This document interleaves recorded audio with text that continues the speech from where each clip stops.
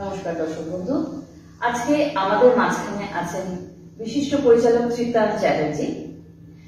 খুব শীঘ্রই ওনার বাংলা পূর্ণদৈর্ঘ্যের ছবি গহীনডাঙ্গা মুক্তি পেতে চলেছে নন্দনে। আসুন আজকে ওনার মুখ থেকে গহীনডাঙ্গা সম্পর্কে কিছু তথ্য আমরা জেনে নিই।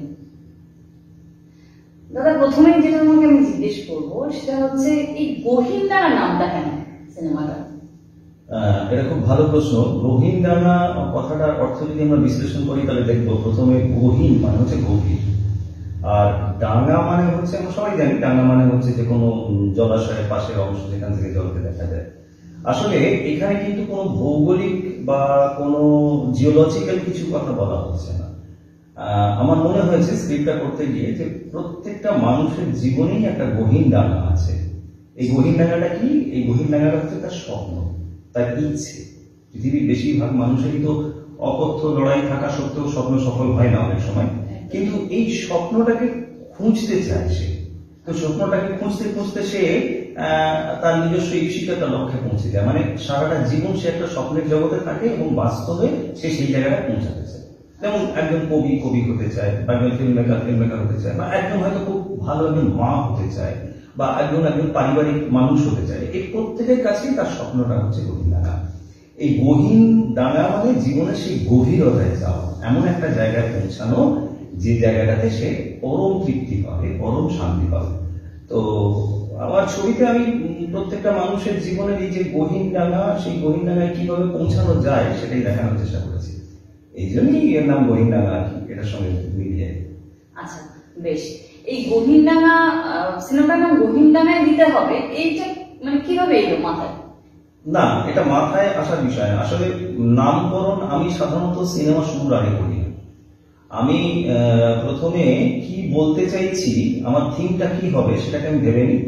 থিমটাকে ভেবে নিয়ে তারপরে তার উপর একটা স্ট্রাকচার তৈরি করি, তারপর স্ক্রিপ্ট তৈরি করি। স্ক্রিপ্ট তৈরি করার পরে যখন গোটা ব্যাপারটা একটা জায়গায় দাঁড়ায় তখন আমি খুঁজতে থাকি যে এমন কিছু একটা নাম, যে নামটা একটু ব্যতিক্রমী হবে এবং ফিল্মের বক্তব্যের সঙ্গে তার একটা সামঞ্জস্য থাকবে। মানে নামটা শুনেই লোকের মনের মধ্যে একটা কৌতূহল তৈরি হবে, যে কৌতূহলটা তাকে এমন একটা জায়গায় নিয়ে যাবে যে সেই ফিল্মটা দেখবে আর কি। মানে যেমন আমি তোকে যেটা বললাম যে গহীনডাঙ্গা প্রত্যেকের জীবনই আছে, স্বাভাবিকভাবেই গহীনডাঙ্গায় কিভাবে পৌঁছানো যায় সেই জায়গাটা খোঁজার জন্য গহীনডাঙ্গা নামটা জরুরি। এই কারণেই আর কি গহীনডাঙ্গা নাম। আচ্ছা, বেশ। আমার পরের প্রশ্ন হচ্ছে যে কতদিনের স্বপ্নটা সফল হলো?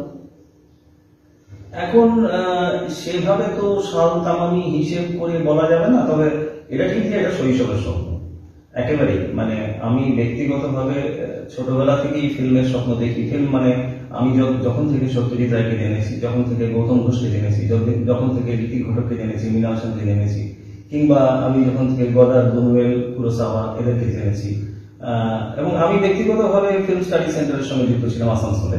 স্বাভাবিকভাবেই তখন থেকেই একটা মনের মধ্যে ছিল যে এটা হচ্ছে এমন একটা মাধ্যম, যে মাধ্যমটার মধ্যে কিন্তু শিল্পের সব শাখাই আছে দেখবি। মানে এর মধ্যে নাটকও আছে, এর মধ্যে গানও আছে, এর মধ্যে ফটোগ্রাফিও আছে, এর মধ্যে ফিল্ম ল্যাঙ্গুয়েজ আছে, সবকিছু আছে। ফলে এর উপর একটা তীব্র আকর্ষণ ছোটবেলা থেকেই ছিল। এবং আজ প্রায় শৈশব পার করে তো প্রায় 50-এ পৌঁছে গেলাম। এখানে এসে বলতে পারি স্বামীও আমার গহীনডাঙ্গাটা খুঁজেই পেলাম আর কি। হ্যাঁ, সেই জায়গায় এসে গহীনডাঙ্গাতে পৌঁছেছে। বেশ। আমাদের পরের প্রশ্ন হচ্ছে যে এই গহীনডাঙ্গাটা তৈরি করতে গিয়ে কি কি সমস্যার সম্মুখীন হতে হয়েছে? সমস্যার তো শেষ নেই। একটা ফিল্ম করা মানে নানা রকম সমস্যা। প্রথমত হচ্ছে আজকের যুগে ফিল্ম করা ফাইন্যান্স একটা সমস্যা, সেই সমস্যাটার সঙ্গে মোকাবিলা করতে হয়েছে। তারপরে সেই সময় যে সময় আমরা শুট করেছি, যে সমস্ত জায়গায় গিয়ে শুট করতে হচ্ছে সেগুলো প্রাকৃতিকভাবে ভীষণই প্রতিকূল অবস্থা। যেমন হিমালয়ের একটা জায়গায় শুট করতে হচ্ছে, সেখানকার অস্বাভাবিক রকমের ঠান্ডা। আবার ডুয়ার্সে যেতে হয়েছে, সেখানের পরিবেশ অন্যরকম। আবার যখন সুন্দরবনে আমরা গেছি তখন আমাদের কলাকুশলীরা যেভাবে অভিনয় করেছে সেখানে নানা রকম ব্যালেন্স করে জলের ওপরে, এই সমস্ত কিছু টেকনিক্যাল সমস্যা আমার সামনে এসেছে। আর তারপরে ম্যানেজমেন্টের ক্ষেত্রে অনেক রকম সমস্যা হয়, প্রোডাকশন ম্যানেজমেন্টের ক্ষেত্রে, যে কখনো এই জিনিসটা পাওয়া যাচ্ছে না, কখনো ওই জিনিসটা পাওয়া যাচ্ছে না। আবার খুব ইন্টেরিয়ার জায়গায় শুট করতে গেলে অনেক সময় দেখা যায় যে খুব সাধারণ জিনিস সেটা হাতের কাছে পাওয়া যায় না। ক্ষেত্র বিশেষে তখন কিন্তু স্ক্রিপ্টকে চেঞ্জ করতে হয়েছে। মানে মূল ঘটনার সঙ্গে সামঞ্জস্য রেখে স্ক্রিপ্টকেও চেঞ্জ করতে হয়েছে কখনো কখনো। তো এই সমস্যা থাকবেই। মানে সবটা ম্যানেজ হলো কি করে, মানে পুরোটা তো একটা আউটডোর ইস্যু ম্যাক্সিমামটা।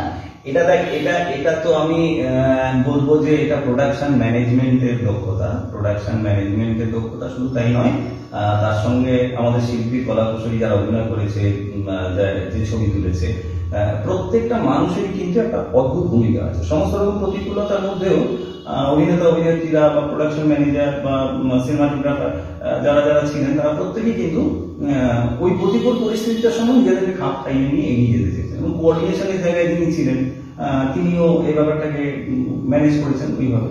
আর তারপরে সবচেয়ে বড় কথা, আমরা যেখানে যেখানে ছিলাম সেখানকার স্থানীয় মানুষজন এবং সেই হোটেলে বা সেই ক্যাম্পের যিনি কর্তা ব্যক্তি, তারাও আমাদেরকে ভীষণ রকমের সাহায্য করেছেন এরকম ছবিটা করার জন্য। এইভাবে ম্যানেজ হয়ে এইভাবে তৈরি করতে হবে। খুব ভালো। আচ্ছা, এরপরে যে প্রশ্নটা তোমাকে করতে চাইবো সেটা হচ্ছে যে এই গহীনডাঙ্গা তৈরির ক্ষেত্রে সবচাইতে বড় অবদান কার, বা তুমি মানে গুরুত্বটা কাকে বেশি দিতে চাইবে, ক্রেডিটটা কাকে দিতে চাইবে? দেখ, এরকম প্রশ্ন করলে আমাকে একটাই উত্তর দিতে হবে। এর একমাত্র ক্রেডিট রবীন্দ্রনাথ ঠাকুরের, এর একমাত্র ক্রেডিট সত্যজিৎ রায়ের, এর একমাত্র ক্রেডিট আকিরা কুরোসাওয়া, এর একমাত্র ক্রেডিট আলবার্ট আইনস্টাইনের। তারা না থাকলে তো আমার মাথাতে জিনিসটা আসতোই না। তবে হ্যাঁ, ব্যক্তিগতভাবে আলাদা কাউকে আমি ক্রেডিট দিতে চাইবো না।